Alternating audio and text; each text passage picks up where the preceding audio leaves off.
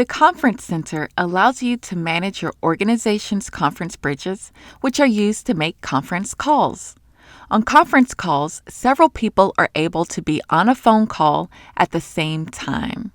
The conference call may be designed to allow the called party to participate in the call, or the called party merely listens to the call and cannot speak.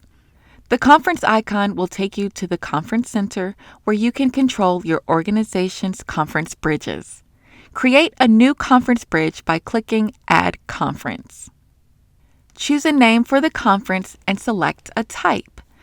A dedicated conference bridge is a shared bridge on its own dedicated extension that you and other office managers will be able to modify. The Owned Conference Bridge option will only allow the owner of the bridge to modify it. If selecting the Owned Conference Bridge, enter the owner's extension, which cannot be changed. Direct dial is what you will dial to reach the user's conference bridge directly. If you have an available phone number, you can assign it to the conference bridge by selecting it from the drop-down. If there are no available numbers, one must be added to the inventory by an administrator. Refer to our inventory video for more details on how to add a phone number. The leader pin is what the administrator of the conference bridge enters when joining the bridge. Leaders are able to enter star codes to manipulate the behavior of the conference bridge, as seen on the screen here.